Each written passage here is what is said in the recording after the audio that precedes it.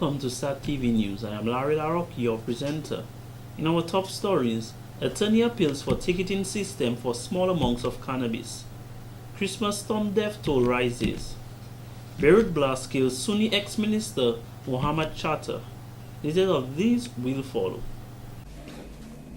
SAT Telecommunications Limited is in the process of reorganizing our channels. In this endeavor, some channels will be off temporary and new ones will be introduced. SAT Telecommunications Limited is pleased to inform you of a number of new channels.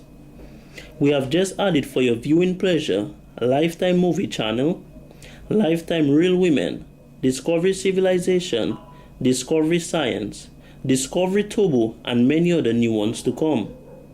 We are sure that you will enjoy the new programming, which will enhance your viewing pleasure and provide you with many more channels. SAT Telecoms thanks you for your continuous support and understanding throughout this initiative, and we will keep you informed as the changes occur.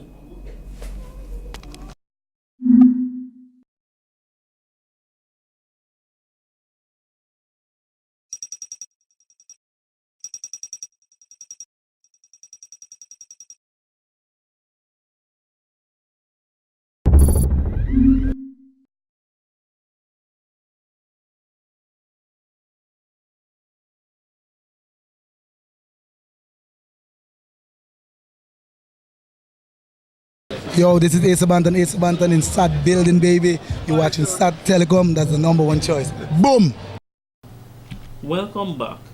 With an increase of accidents in and around the city of Roseau, Superintendent of Police Andrew Iris says there should be no overtaking under the Canefield Cliff, as that area has been identified as a location of numerous traffic accidents.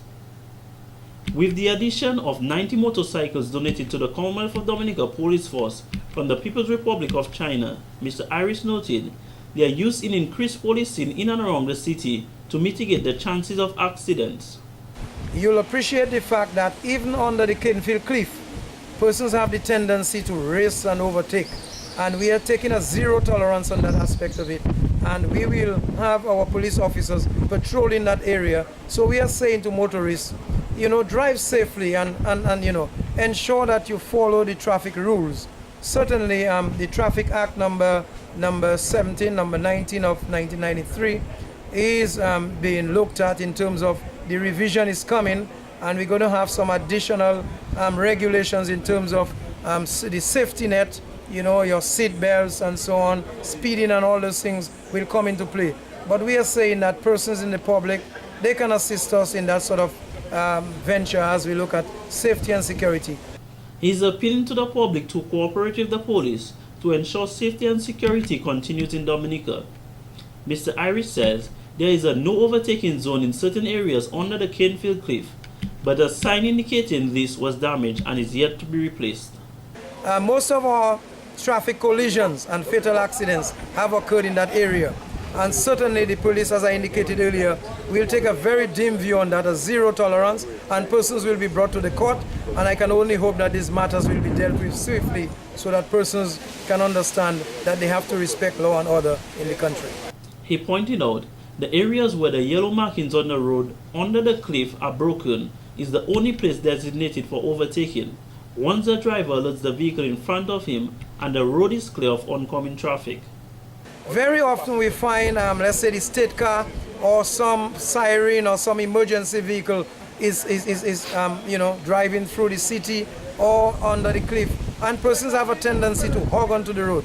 We are saying to persons, when you hear the siren, in a case of emergency, you should pull to the side like they do in all the metropolitan countries, in all the Caribbean countries. You pull to the side and allow the emergency vehicle to proceed on its way. The police have already begun motorcycle patrols in and around the city. In more news, 12-year-old Kayla Janine Pierre of Marigot is now dead following a vehicular accident which occurred about 6:30 p.m. on Monday, December 23, 2013. The unfortunate incident occurred at Windblow between Hampstead and Calibishi. Bus registration number HB555 driven by Antonio Charlie Murphy of Benz was traveling in a northeasterly direction when he encountered difficulty with the bus. The bus struck an embankment, overturned, and then plunged into a ravine. The 13 passengers aboard the bus, including the driver, were taken to the Marigot Hospital where they were treated. Killer was pronounced dead at the hospital, while 4 other passengers, including the driver, were admitted. The others were discharged. A coroner's inquest will be convened into Killer's death and a post-mortem will follow. In other stories, 4 persons were rushed to the Princess Margaret Hospital following a vehicular accident in Fort Mahon on Monday, December 23, 2013. The accident occurred when a green Toyota Hiace bus being driven in a northerly direction and a yellow Toyota Corolla car being driven in a southerly direction collided on a stretch of road near the Kubuli factory, an area known for accidents. Reports said that the driver of the yellow car was badly injured during the collision. In more news, Attorney at Law Ronald Charles is appealing to the legislators for a ticketing system for persons caught with small amounts of cannabis in their possession. He said although cannabis is illegal, it wastes the court's time to find persons caught with the drug in small amounts when a ticketing system would be better suited. A lot of times, a young person is caught with a small spliff, or as you say, a marijuana joint. And they go through a vigorous series of being arrested, placed in the cells, and all that, and then brought down to the courts, although that is the court process. What I'm saying is that the whole ticketing system will get rid of all of this. Because if a young person can say to a police officer who is arrested by a police officer, Mr. So-and-so, I admitting that yes, this drug belonged to me, it's a small spliff, I do apologize, I'm willing to pay for it, and so forth. This is almost the same route that the court will take. According to Mr. Charles, the same procedure when a police can issue a ticket for parking on no parking sign, the same officer with the implementation of a ticketing system can give anyone caught with small amounts of cannabis a ticket. This system would prove to be an efficient way of dealing with first-time offenders, especially as the magistrates court is faced with a backlog of cases and a lack of magistrates. Not that I'm condoning this, not that I'm saying that young people should all be walking around and having these things. I'm just taking for situations like that to expedite the court process and prevent the clogging of the court system. That ticketing system can be introduced. Now, one may say, well, we're going to open the floodgates because everybody will just wait to get a ticket, go pay their ticket, and then that's the end of the day. No, at the end of the day, all of this have to be monitored. So you as the first time offender, you got a chance with a ticket. That's basically what it is. But any other time, you can go through the normal process and go through the hardship of it because technically speaking, you were warned. So we have to look at it like that. And for especially for first time offenders, somebody who is, a young 16, 17-year-old who has not done anything, per se, and that system could be introduced and it will save the court time, it will save parents time getting frustrated, being up and down at the lawyer's office. It will always save costs to the persons who find themselves in those difficulties. He said this is a system that needs more attention to better deal with such small possession of cannabis cases. The attorney noted there is a number of states in the world where this ticketing system has been implemented and is working very well. Anytime you can assist the court by preventing the clog of a lot of petty offenses that is basically occupying the court's time, it will be of great help. And it will also be of great help for the magistrates too, because they don't have to sit, technically speaking, on these small matters, because they would only be looking at it when the ticket, when a client or when an offender has breached that the not paying for the ticket. In other stories, Christmas Eve was unlike any other this year, as the trough system severely affected parts of Dominica, mainly Roseau Central and Roseau South, in the early morning of Tuesday, December 24, 2013.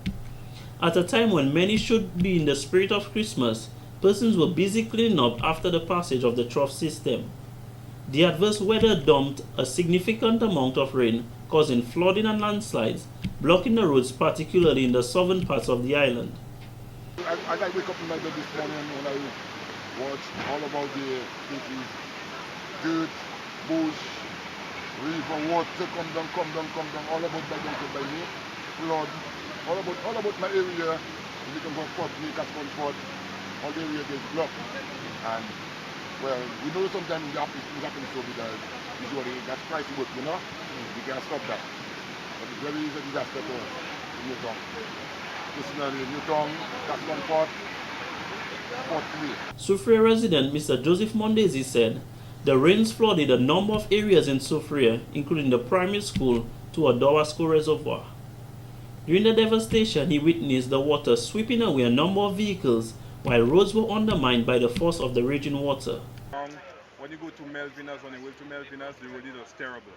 Part of the waving inside there came down, so Melvinas is totally blocked off. Lower down to when you pass Melvinas, part of the road is done. And lower down when you come to Sibule, inside of Sibule, the waving there is not motorable. The ravines in communities including Fortney, Castle Comfort, Newtown and Citronia overflowed, flooding a number of homes with muddy water and debris.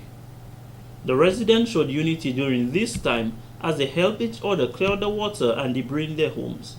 I'm Curtis Common. I live in a Castle Comfort, the first crossing of the river.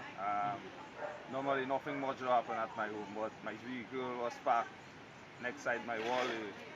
The river take my vehicle, bring it lower down, and well, normally the river do some damage in front of the road. The Anchorage and Evergreen Hotel in Castle Comfort were both flooded, while the road in Castle Comfort and Fortney were blocked, cutting off all residents of the south of the island from traveling to the city of Roseau. A landslide also destroyed a wooden house in Citronia, while the Roseau River overflowed its banks, flooding Save-A-Lot Supermarket and KFC. The Roseau Valley also experienced numerous landslides, cutting off residents from traveling to Roseau.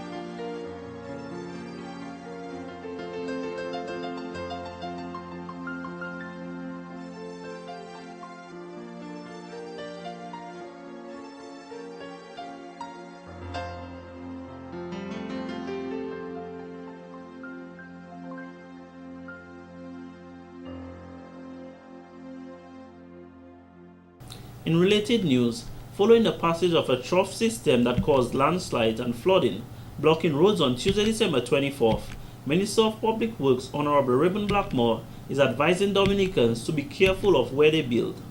The emergence of so many developments, people now building areas traditionally that used to be either green areas or agricultural areas, and people building, and those things have implications too going forward.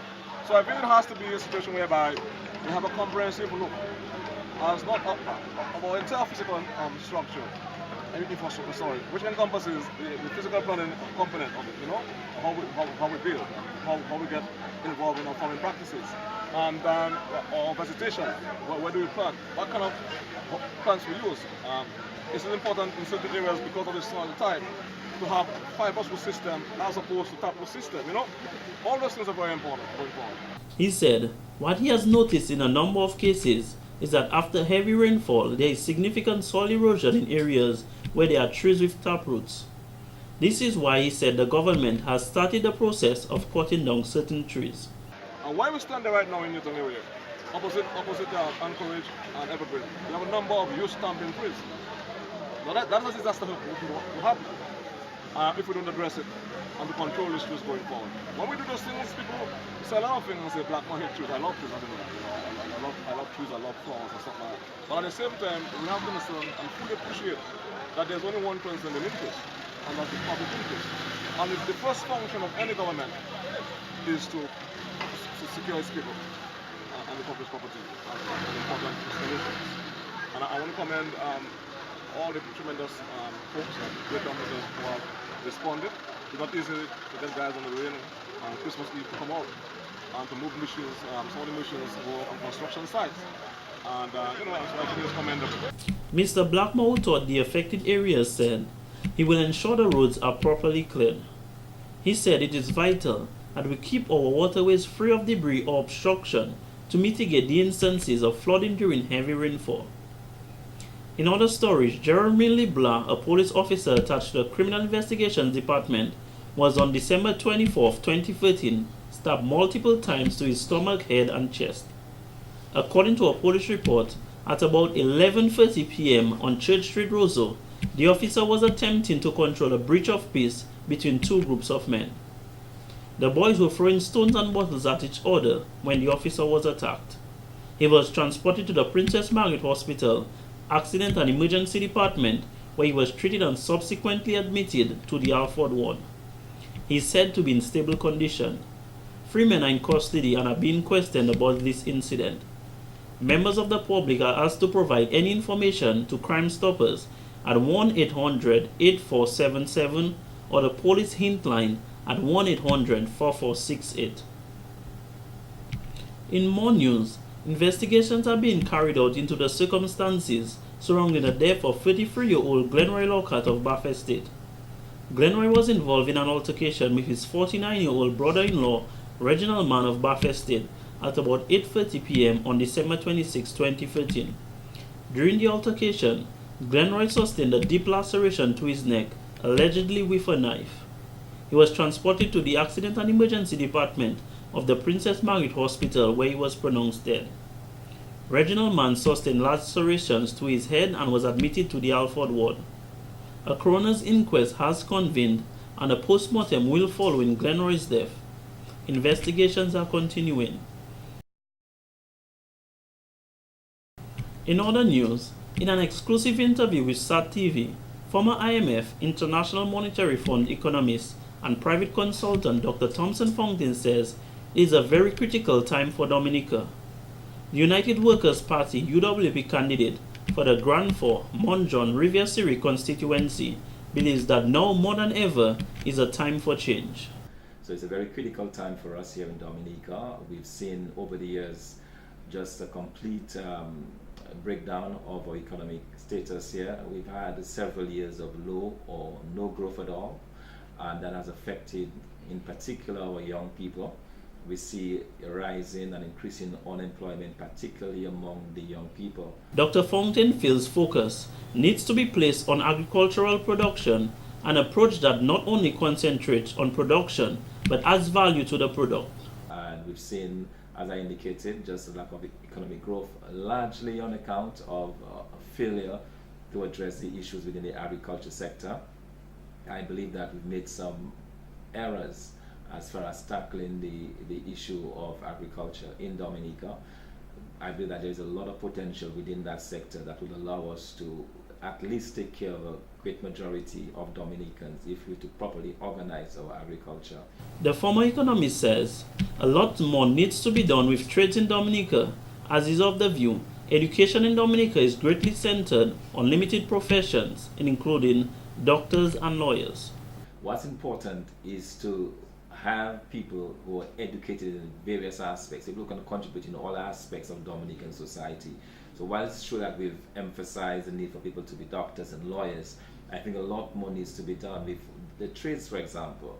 What about the plumbers and the electricians and the skilled persons? We need to encourage that as well, because if we're going to grow as a country and really make strides, we're going to need all of these different types of expertise. Under the UWP administration, Dr. Fountain noted that a reorganization of the educational system will be on the forefront for discussion. He also remarked on the tourism sector, saying there is a need for an international airport, but in the meantime, more marketing is required to boost the industry. He added, we must find a way to marry more closely the agricultural sector into the tourism market.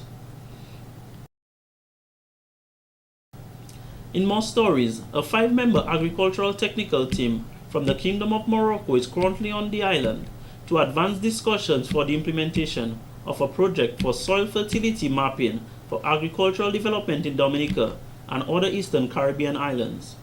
The technical team consists of soil experts from the Moroccan National Institute for Agronomic Research. The project, scheduled to be implemented in January 2014, is specifically aimed to design and develop a georeferenced soil information and expert system, GIS-Ferti Dominica, fertilizer recommendations for major crops, the establishment of a national fertilizer program. Honorable Matthew Walter, Minister for Agriculture and Forestry, believes this is a step in the right direction to improve agricultural output in Dominica. Minister Walter welcomed the team and expressed his satisfaction with the team's recommendations. Following discussion with the Division of Agriculture, will facilitate the strategic implementation. While in Dominica, the Moroccan delegation will also hold similar discussions with agricultural officials from St. Kitts and Nevis, Grenada, and St. Lucia. My name is Derek Williams. I'm the owner of Clara House and also the owner of the Clara House, the lounge bar. I'm here today to tell you guys a little bit about what we do. Clara House is a 4-story building in Picard, in Portsmouth. For those of you who don't know where Picard is, it's in Portsmouth. It's directly opposite the main gate of Ross University. I'm here to tell you a little bit about the bar because at the moment it seems to be the craze in and around town. It's been, we've opened on the same Creole Day, 26th of October, and we've been going ever since. To rave reviews, I may say. Everybody come in and say, oh, we're wonderful. We even get adorations, not just from the local people, but also from the vast international community that we have. Again, for those of you who don't know what Picard is primarily an area occupied by Ross University, and they have about something like 1,500 students in the area, most of which are looking for things to do and places to go, but they study very hard. But when they party, they party. Clara House is something that once we opened, when they come, they say, oh my God, where have you been? And just some of them that's living the last semester, they cried because they were saying, we wanted something like this to go to. And to be fair to them, they really look after us and look after the place. As you know, Libre Foundation is an organization that's been developed by Giselle. Giselle is now only 14, would you believe, and she's been the founder and president of the foundation. Libre itself, the foundation itself, they do a lot of sponsors. We go around we'll pick a project, and mainly in schools and things like that, and we will fund and the entire thing in that room on that project. We've been very lucky because we've had a lot of good people sponsoring us. We've had Xerox and people like that donating computers and things for the schools. and that's been very good. So anybody out there who believes they can do something in that whole phase of mind to do something for the benefit of the children in school through the Libra Foundation, they can do that. We're here today because we are one of the main sponsors. We're the one, we don't just sponsor them, we're actually on there with sponsoring them, but also physically on the ground, helping them to carry out whatever it is that they need to do. So we are anybody that has anything that they want to donate in terms of either be it financial or be it anything that they can donate towards a classroom. It may be labor, it may be paint, it may be anything that we can come here, we can call you on. We'll be more than happy to have you to do that. We have a lot of live shows. Presently we have Donna Gallier from the UK. She performed on Christmas Eve. She's going to perform again on New Year's Eve. Speaking of New Year's Eve, that's the next big event at Clara House. We have the New Year's Eve soiree. You walk in to the lounge bar for $100. That gives you champagne reception and a sort of a buffet meal. After which you're taken upstairs onto the roof. You're escorted onto the roof, and it'll be a bit like you've been in Paris, in France. I don't know how many of you have been in France, but you know you go up to Montmartre and then you're looking on lower down in Paris. Or I guess the best thing for us would be Montbrousse. If you are in Montbrousse and you're looking on a Roseau, that will probably give you an idea of what you're going to be doing when you're on the roof of Clara House, looking down, enjoying the whole thing. So we'll have live music, we'll have disco music, sound music, and that general entertainment. We'll also be taking special bookings for parties of 6 or more that can actually dine on a 3-course meal on the roof itself as the night goes on, and to bring in the new year. So we're asking everybody who can come, please do. Space is limited. The theme, so it's on a first come first served basis. So we ask all of you, if you want your ticket, please hurry to get your tickets. You can get your tickets on those numbers that you've seen on the TV, but I'll give them to you now. You can get them on 295-5011. You can get them on 277-4563. You can get it on 315 and 3737. Call any of those numbers and any one of us will be able to take your details and secure your ticket for you. Just so that you can bring in the new year with us at Clara House. Anything that you wish to know, please call those numbers.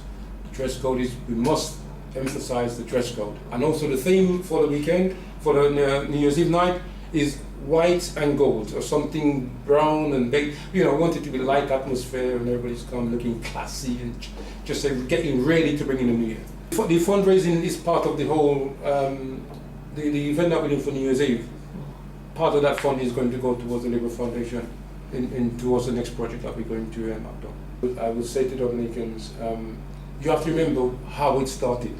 It started by this very young girl who, for no reason other than herself, decided that she wanted to do something to benefit her peers. And we, in turn, decided, well, okay, we thought it was a good idea, we decided to support her. And we urge all Dominicans to support this young lady because she's incredible. I mean, she's not just the chairman of the Libra Foundation. She's also put on a lot of plays. Some of you have been to the Tale of Slavery, where we tried to raise funds for that to go towards the next project at the Arawak. That was quite well handled. I would say to Dominicans, anything that they can do to support Libra Foundation on its desire to promote what she's trying to, what this young lady is trying to do, because at the end of the day, it has nothing to do with me or anybody. It's her ideas. And all we're doing is supporting the ideas that she's bringing forward to us. So we're saying to everybody out there, we from time to time listen out for what we're trying to do. And if there's anything you feel like you can engage yourself in or you can donate something towards, do that, please. And in court news, Colonel Jacob of Louisville was ordered to undergo psychiatric evaluation by Magistrate Bernard Paquette, even after he was adamant he did not need one. The 27-year-old had pleaded guilty to 2 charges of theft and 1 charge of possession of cocaine. On 17 December 2013, Jacob had entered the home of Ian Morrow at Bath Road and stole a number of items including a DVD player, steam iron, kitchen utensils, a hand pump, a packet of candles, a shaving set, and a quantity of DVDs. The items totaled $2,120. That same day, he stole a small LG Mini Hi-Fi system, 5 Fruiter box drinks, 1 pack of crackers, a bottle of Gordon vodka and Gordon gin rum belonging to Rachel Johnson of River Street. Some of the items belonging to Mr. Morrow were recovered. However, Jacob made it clear to the court he had not stolen any DVD player. He also told the court that on the day of the incident, he had smoked cocaine. The magistrate pointed out to Jacob that his police report contained quite a number of convictions of theft and asked whether he had any plans of changing his life, to which Jacob responded yes, on my birthday next April. Jacob will return to court on January 3rd, 2014, where the facts and sentencing of the two other matters will be dealt with. This has been the local segment of the news. Coming up next, regional highlights.